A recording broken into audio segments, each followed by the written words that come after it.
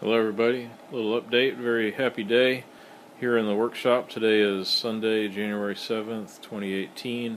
Fred came over today and helped me install the throttle and the dry pipe, which I made those things a long time ago, probably over a year ago, did the videos and just wanted to go ahead and get a lot of other stuff done before I installed them. But as you can see, the throttle is installed now, the throttle control arm there, the water gauge is installed, and of course the fire door has been installed for a while.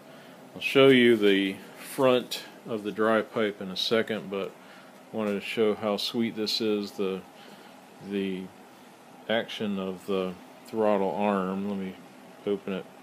That's how smooth, effortless fingertip.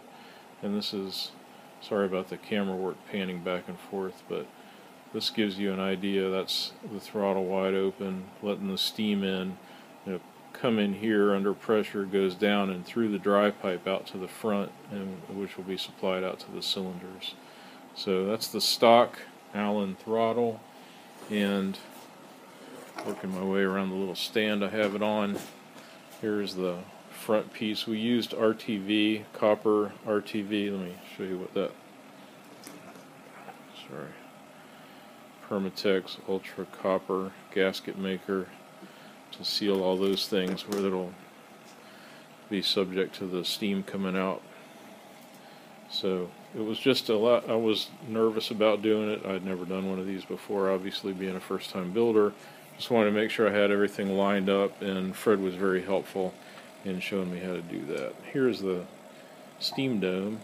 Let me put that on and get it lined up, as you can see. So, and these are the holes I drilled for the safeties on it, so everything fits nicely. I guess I'll just leave that on there, keep any possible dust and dirt out of there. But this is where there'll be a brass bar on the front here. I'm going to let everything just sit for tonight and not disturb the gasket material anymore. I'm trying to think if there's something else I can tell you. This is the browning. I showed you I used that gun type stuff to brown the steel. That's what it looks like installed. It's very pretty. It looks a nice rustic look, and it'll prevent rust in the future. So that's tonight's update. Really stoked about the progress. Next steps, there's the chassis over there. I may do some wrappers for the cylinders while the boiler is off, and I'm in the process of shortening the little stainless steel screws that I'll be using for the stanchions for the handrails. It's funny to go from something so vital and important to something so cosmetic, but trying to get things done so that I can put the stanchions on, put the boiler wrappers back on, put the brass bands back on, and reinstall the boiler in the chassis, and then it'll be ready for the finished piping, which will take a while because there's a lot of custom pieces to make. You saw how much of my spare time it took just to make that small brass piping for the steam